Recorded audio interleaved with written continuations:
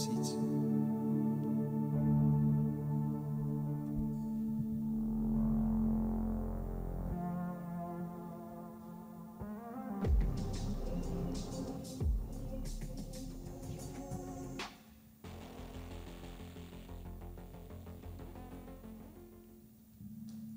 Hi. How are you guys? Doing good? I'm good. Thank you for asking. You knew I was going to make that joke, right? You saw it coming. No, are you guys well? Yes. No, that's not good enough. Are you guys well? Hello? Let's see me imagine. Just help them find it. Just hum with me. Are we there? Fantastic. Let's try that again. Are you guys well?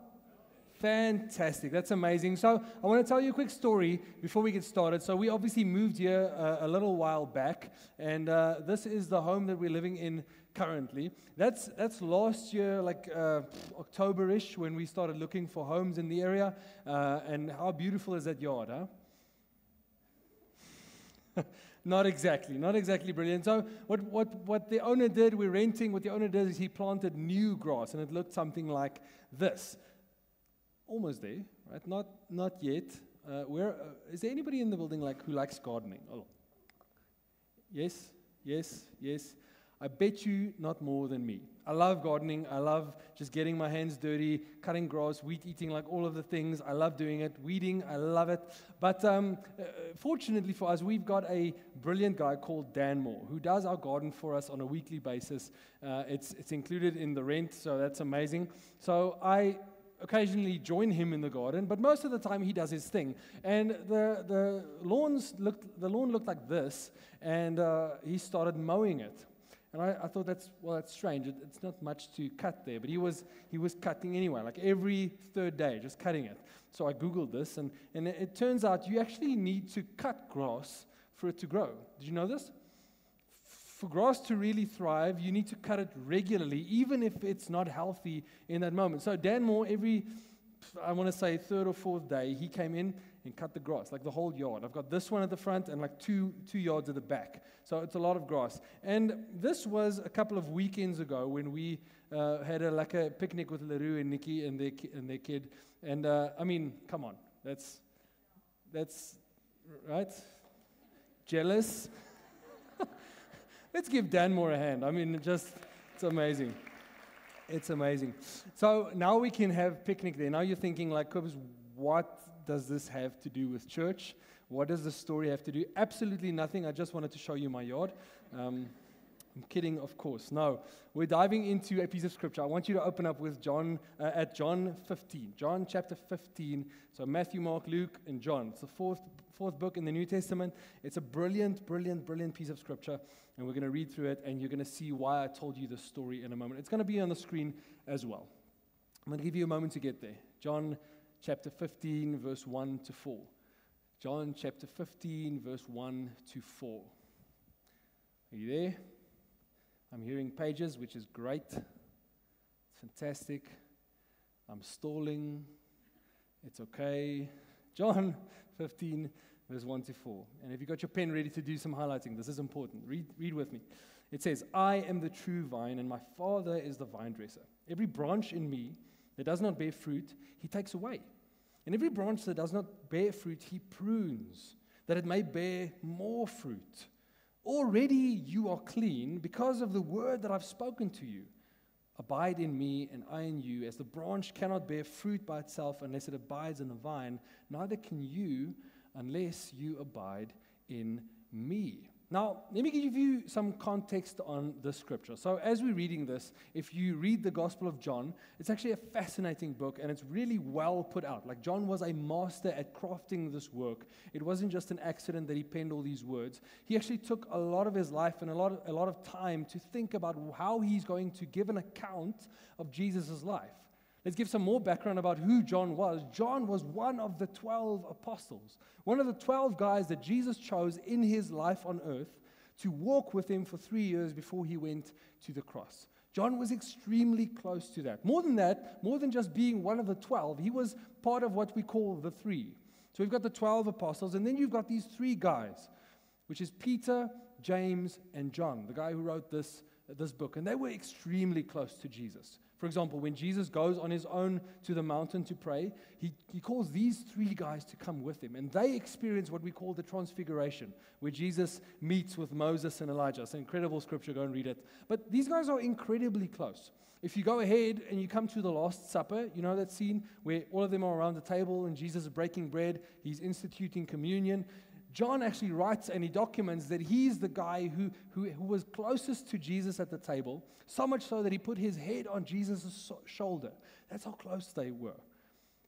If you look a bit later, when Jesus is in the grave and Mary comes and says he's risen from the dead, John documents that they all ran to the grave, and then there's a little bit of pride. I love this. If you read the end of the Gospel of John, it says, but John got there first. I love that. If I were to be a writer of one of the Bible books, I would say, and Cobus got there first. And not only that, but in the book of John, the book that he wrote, he says, the disciple who Jesus loved. And he's talking about himself. So you're allowed to say that. You're allowed to say that I am the person that Jesus loves. Now, let's get back to the context of this scripture. More than half of the book of John, the Gospel of John, is devoted to the last week of Jesus' life on earth. The last week of his life, which is the week before Easter. You know, Good Friday, when Jesus went to the cross? Half of the whole book is dedicated to 1 week of Jesus' life. 33 years of life, and half of the gospel account, the retelling of Jesus' story by John, is committed to the last week. And 4 chapters are dedicated to what's happening here. Jesus gathers his 12 apostles around him for a last supper, a last evening meal with the guys. He calls them, and 4 chapters out of all of the chapters in John is committed to this. And this chapter that we're looking at, chapter 15, is smack dab in the middle. It starts in John 13 and ends in 17. John 15 is smack dab in the middle of Jesus' last supper with the guys. Now, what's some of the things that he's spoken about so far? First of all, he starts off the evening meal. They have something to eat. Jesus takes off his clothes, puts on an apron, and washes their feet. That's the first thing he does. He goes from them and he says, guys, I give you a new commandment. Weighty thing. You know those 10 commandments that you believe in? Yeah, we're done with them. Here's a new one that I'm giving you. Then he goes on and he says, the only way to become saved is through believing in me, in Jesus. And he goes on from there. He says that somebody will come after I have gone away. The Holy Spirit will come. The Helper will come.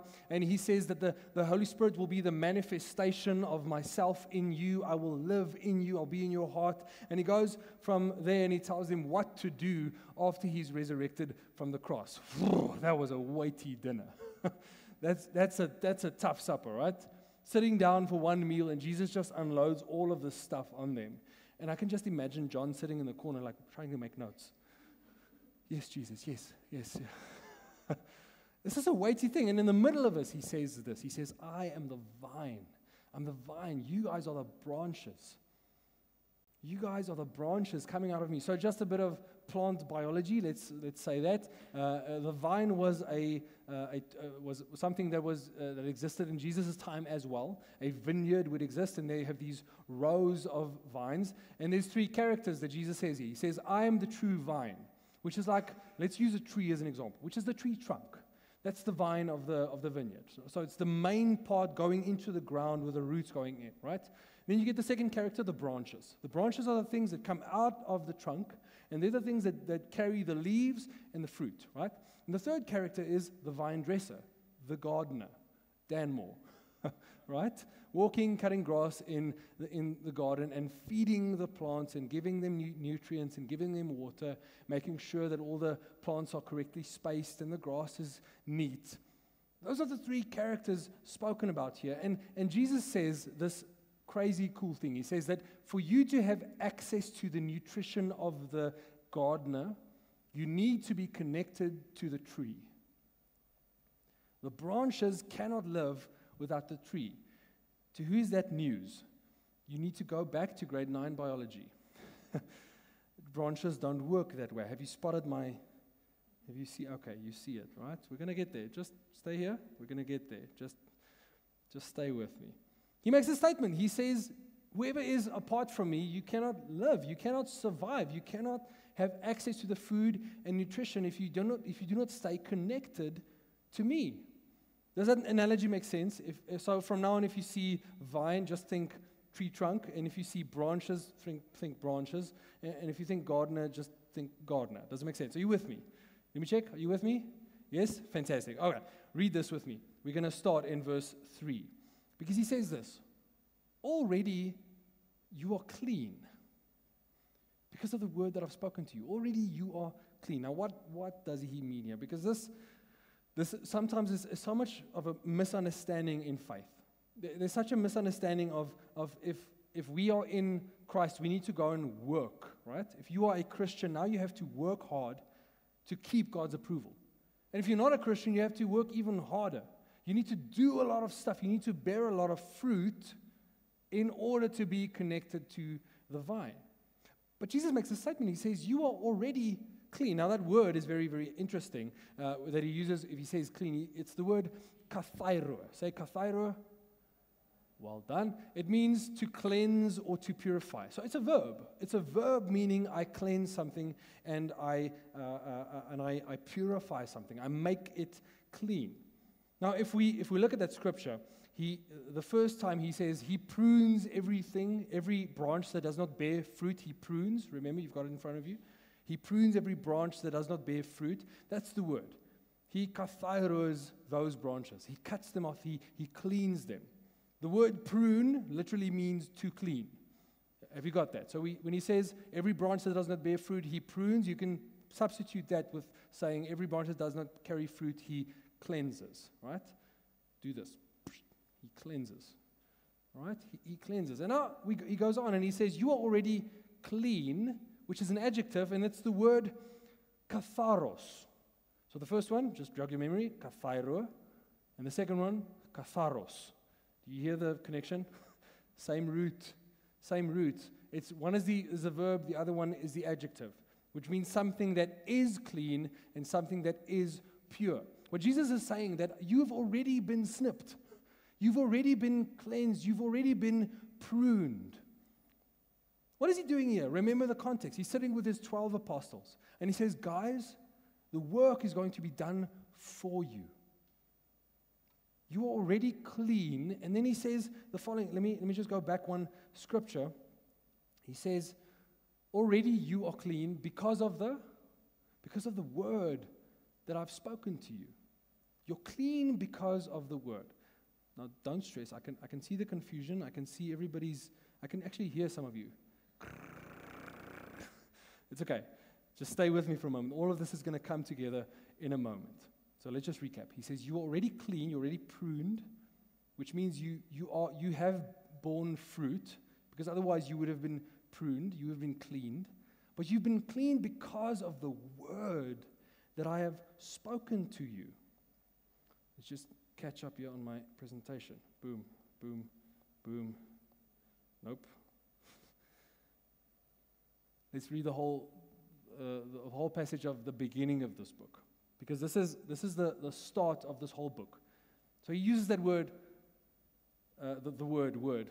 I caught myself there. He uses the word. You've been cleansed because of the word I've spoken to you. Now, the word that means word in Greek is the word logos. Not logos, like BMW logo. No, logos. Say logos. Like with a nice Aramaic accent. Logos. It's a bit Italian. Just a little bit. Logos. So the word logos means word, utterance or speaking. It's when somebody says something, they say words. What I'm doing now, I'm sharing my logos with you. I'm sharing my thoughts and my speaking with you.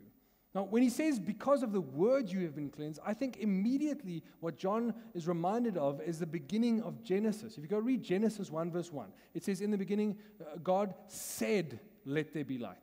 In the beginning, God said this, let there be this. There was a word spoken. Now listen to this crazy statement that John makes. And once again, we're going to connect all the dots in a moment, but listen to what he says. He says, in the beginning was the Word, and the Word was with God. Interesting. And the Word was God. He was in the beginning, so now the Word is a person, He. He was in the beginning with God. All things were made through Him, and without Him, not anything was made. What a statement. Now, let's backtrack for a moment. What is a word? Let's get philosophical for a moment. If you were to define a word, what am I doing now? I'm sharing my words with you. What are they? Well, let me submit this to you. A word is the manifestation of my thoughts. Think about it. If I think something and I say that thing, it's something that you can perceive in terms of what I've thought. It's crazy that we humans can do this, by the way. It's amazing that we can say a word and you understand immediately what that word means. There's a connection between you and me. I can say the word puppy, and immediately you know what I'm talking about. Not only that, but I have now planted that idea in your brain. I can force you to think of a puppy. Try not to. I dare you. This is an amazing skill we have. My words are the essence of what I'm thinking coming out of me in a perceivable way. So what then would be the Word of God? Apply the same logic. The Word of God would be the manifestation of His thoughts. So if God thinks something and He makes it real and perceivable, that becomes His Word, the manifestation of His thoughts. Now if you're struggling, don't worry, because John didn't get it either. Let me tell you a quick story. I told you a bit of John's background. But really think about the character. So he was with Jesus from the beginning, one of the first apostles called, right? And he's extremely close to Jesus for the 3 last years of his ministry. So much so that he's one of the 3 that Jesus takes to experience the most intimate moments with the Father. John is witness to this. Not only that, but at the Last Supper, where Jesus is telling these incredibly important things to his disciples, John is sitting right next to him. If you go to the cross, Jesus is being crucified. I don't know if you know this, but go and read the Gospels again. One of the last things that Jesus says is he looks at John, who's at the crucifixion. He saw Jesus being raised up to the cross. He saw the nails going through his hands. He saw the nails going through his legs. He saw the crown of thorns pressing into his skull. He saw these things with his own eyes. And he's there at the cross, and Jesus looks down at him, and he says, John, look after my mother, who's also there. Mary, the mother of Jesus, is right there at the crucifixion of her own son. And John is standing next to her, and he says, John, will you take care of my mother? And John becomes the primary caretaker. If you don't know this, in that time, if a woman loses her husband and her sons, she's basically on the street. She has nothing to live for. She has nobody to care for her. And Jesus basically makes John the proxy. Jesus was caring for his mother, and now he says, I'm not going to be able to do that. John, will you care for my mother from this point forward? So John becomes the primary caretaker for Mary. And probably Mary lived with John for her whole life until she died, whoever died first. So imagine this. John writes this gospel at the end of his life, after having walked with Jesus for 3 years, and then spending countless years with his mother, planting the church. And I can just imagine the dinner conversations, huh? Imagine you had a discussion with Jesus' mom. How was Jesus in puberty? How was Jesus, how was he friend-wise? Imagine, I saw this video earlier today. Imagine telling Jesus stories from the Old Testament. Imagine telling him about Jacob wrestling with God. He's like, it was a fun day. Huh?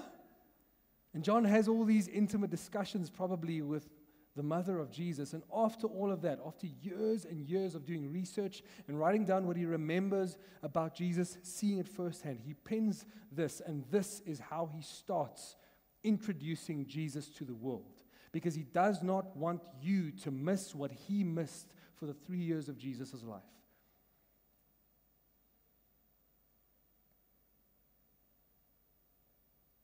John goes 3 years with Jesus, and still he doesn't understand who he is. Only after the resurrection, only after Jesus appears to them and teaches them, guys, I am the Son of God. This was the plan all along. Does John get it? And He doesn't want you to do the same. He wants you to enter into the Bible, and the first words you read, He says, this guy, Jesus, He is the Word of God. He is God's thoughts made manifest. He is the message of God to people. Everything that God wants to tell humanity has happened and has been said by Jesus. If you want to meet God, Jesus says this, not my idea. If you want to meet with God, the way to do that is through the Son, through Jesus. Jesus is the manifestation of God. Hebrews 1 verse 1 says, long ago, many times, God spoke to us through the prophets and in all these various ways, but in these last days, which means now, He's spoken to us by His Son. God speaks through His Son. Jesus is the Word of God. He was there in the beginning.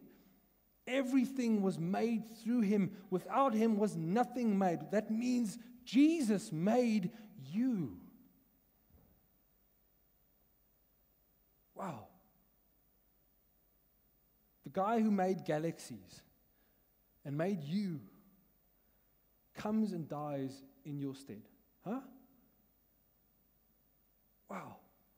The manifestation of the thoughts of God. God, but understandable, dies in your stead. Jesus is the Word of God. He's the ultimate reality.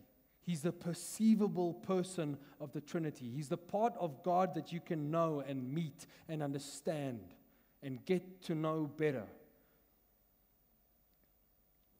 Now let's go back to our scripture.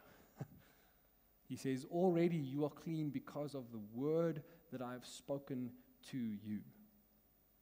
Already you are clean. You don't have to be pruned. You don't have to be cleansed because of the word that I, the manifestation of the thoughts of God, have spoken to you. Here's a statement. Everything that Jesus did in His life, everything that He said in His life, is everything you need to be clean before the Father. No more.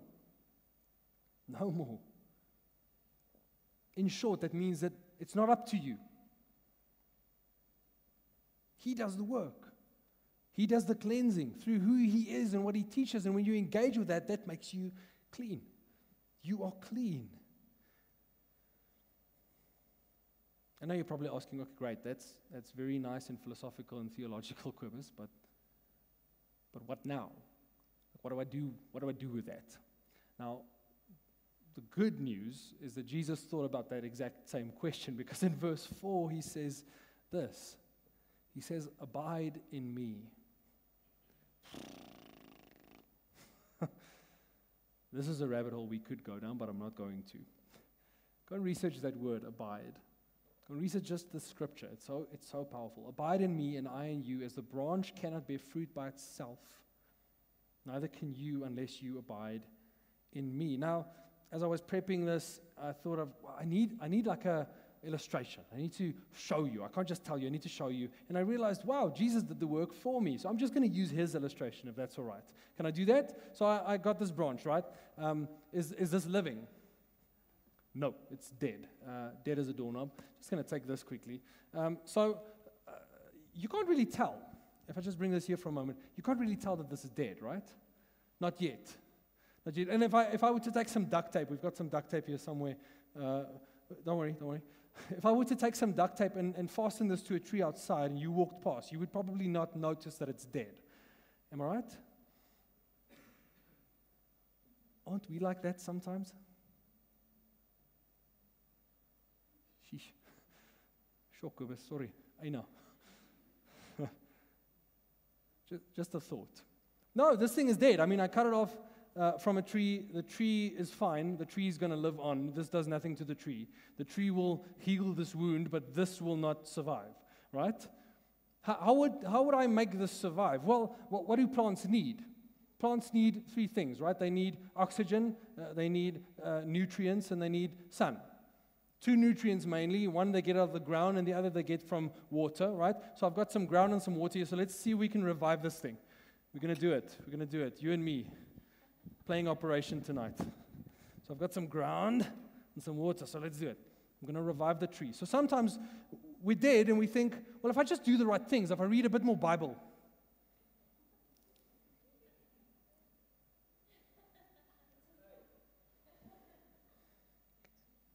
Still dead?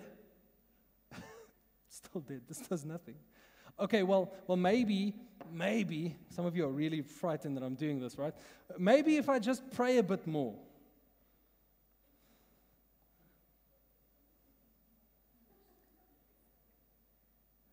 Nope. No, it's dead. Why? Because it's not connected to the tree. It's not connected to the tree. If you're a branch and you're not connected to the tree, you're just a stick. Somebody tweet that. Put that on your threads. A branch that's not connected to the tree is just a stick. And the same is with you and me. We can do all the right things. We can come to church. We can read our Bible. We can have fellowship. We can be in a community group. We can do all the right things. We can have all the right thoughts, have the right knowledge. But if we are not connected to the tree, we will not survive. You will not bear fruit. You will not grow. I think so many of us are trying to grow apart from the tree. And what Jesus is saying here, it's not about you. You've already been cleansed. You've already been pruned by what I've told you. My word makes you clean. The revelation of who I am makes you clean. The fact that I died in your place makes you clean. And no matter how much work you do, you cannot do that yourself because it's not about you. It's about me, and it's being connected to me. We can do all the right things, but if we're not connected to the tree, we will not survive. We will not thrive. We will not grow. We will not bear fruit. Now, many of us do this. You are this branch and you feel disconnected. Most of the coffees that I drink with people, they come in and they say, I feel disconnected from God. He feels far away. Have you said this? When I pray, it feels like it's hitting the ceiling. Right? I'm seeing you. It's all right. I won't expose you. we say this, right? And the crazy thing is we say, okay, I'm disconnected, so I'm just going to go away for a while, away from the tree, go away and do some work. And then when I'm good enough and I've got some good branches and good leaves, I'll come back to the tree and I'll plug in again. Have you done that? Imagine this tree goes away to bear fruit so that it can feel close to the tree. It sounds ridiculous, but we do it. We do this. We say, I'm not good enough to be with God, so I'll go away, I'll work on myself, and I'll come back, and then I'll feel close to God. No, guys, we have it the wrong way around. Fruit don't come from working harder. They come from being connected to the tree. What would happen if you and me were to listen to Jesus? When he says, I've already cleaned you. I've already cleaned you. Now just abide in me, be in me. Come closer to me. The branch cannot bear fruit on its own.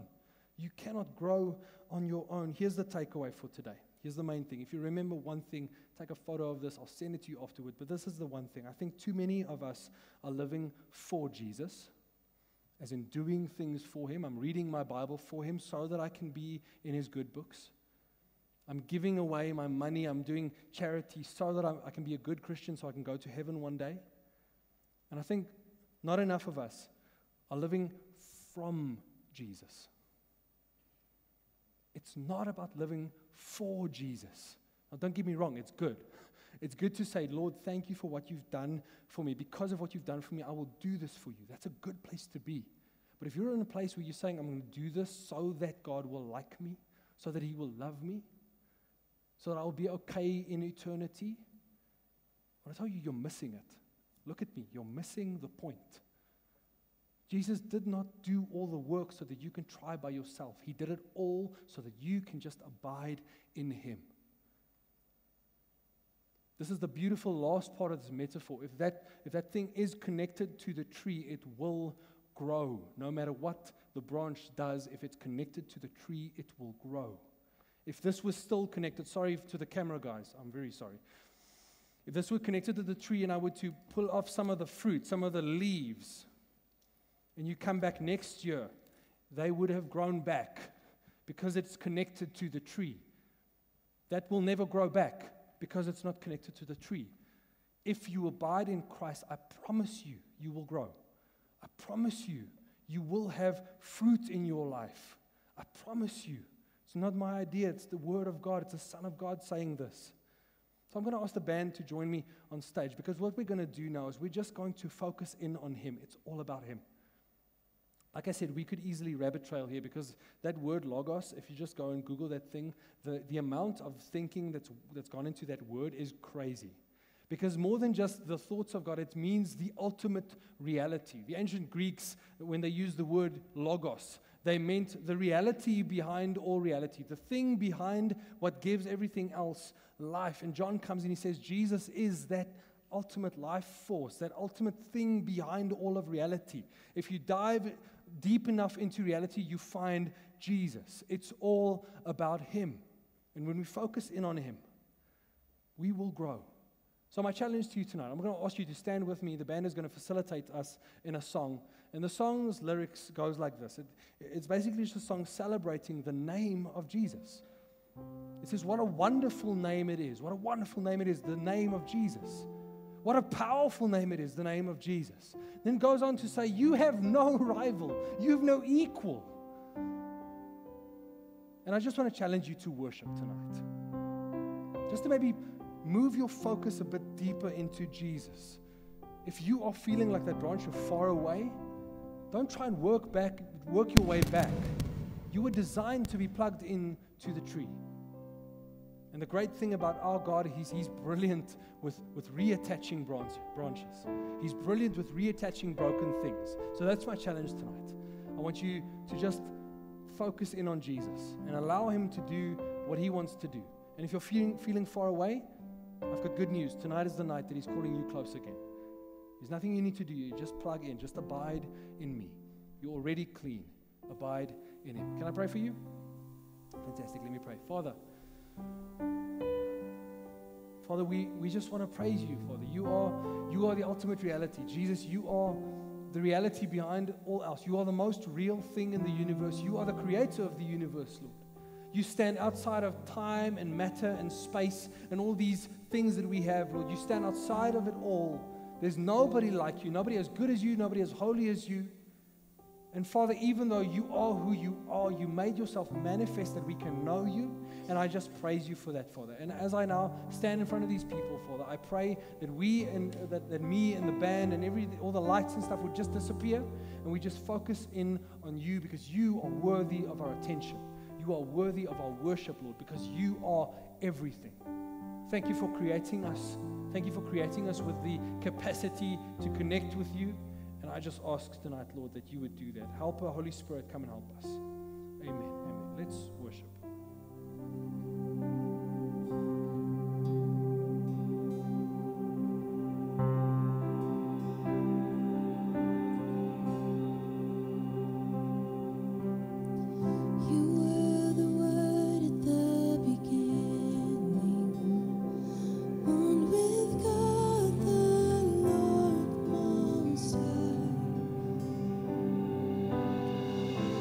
Hidden glory in creation, now revealed in you, our Christ.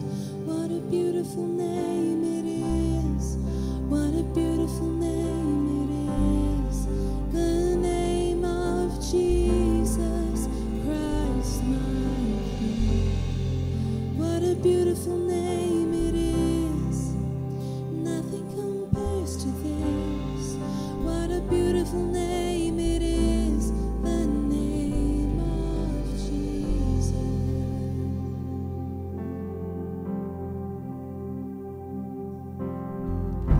You didn't want heaven without us, so Jesus, you brought heaven down. My sin was great, your love was greater. And what can separate us now? What a wonderful name it is. What a wonderful name it is. The name of Jesus Christ, my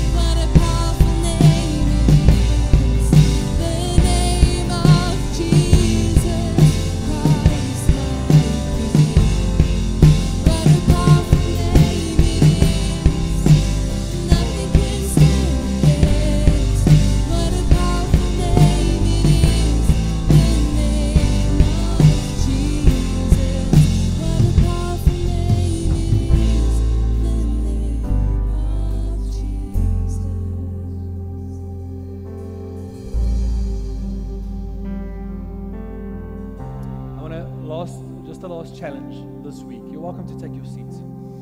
Just a last challenge. If you are feeling challenged by this, if the Lord is speaking to you, and I want to emphasize that, not is Kobus speaking to you, not is my word speaking to you. Remember, He's the Word. He is the Word of God, the thoughts of God made manifest, and you have access to Him. We'll just come and break down that lie once and for all. There's nothing that you can do that is greater than the sacrifice that He gave on Calvary. Which means there's nothing you can do to undermine what He has done. I think so many of us believe this, right? Oh, I've sinned again. I've disconnected myself again. I've gone astray again. So now I have to work myself back. And what you're actually saying is that what you've done is greater than what He did. Which sounds ridiculous, right? One sin of a human can never beat the sacrifice of a God for His people. So that's my challenge to you. If you feel far away, if you maybe are disconnected, the answer is not working yourself back. The answer is being still, sitting with Him. Maybe you haven't done this in years. Sitting with Him, maybe just opening your Bible on your lap. You don't even have to read it. Trust me, the reading will come.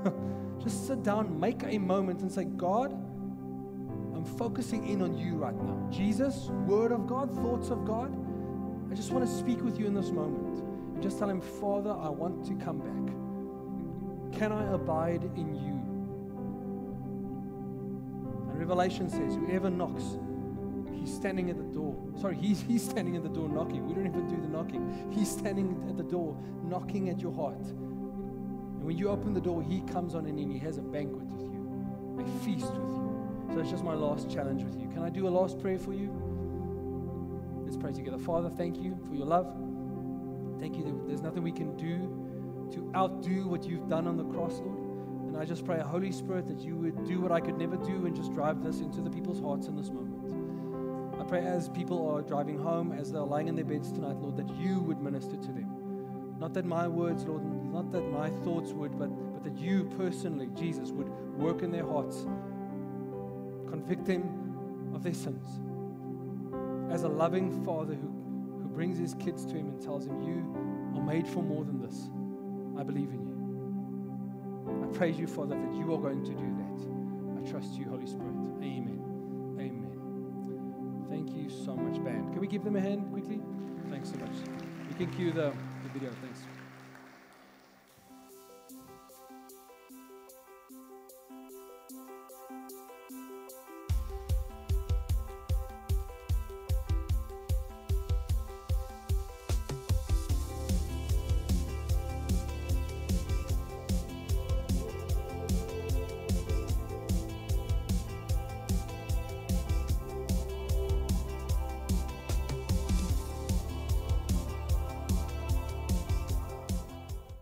I vividly remember my baptism.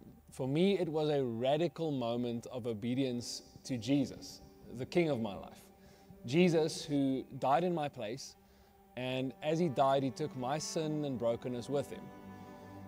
And my baptism was a public declaration of the fact that I believe that 3 days later, when He rose from the dead, I rose with Him to a new and better life.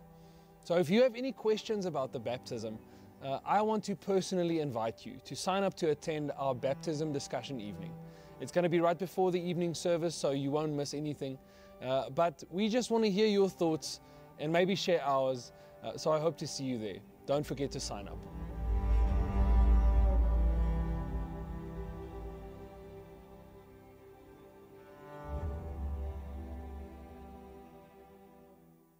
For us, church is so much more than just a Sunday service.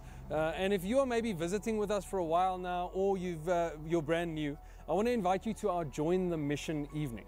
What is the Join the Mission evening? Well, easy. We want to tell you our story, who we are as a church, and we want to hear yours. And we want to help you find the place where you fit into Doxa Deo Linden. It's going to be incredible, and you're going to find your spot where you slot in. So don't miss it. Join the Mission evening. Sign up now.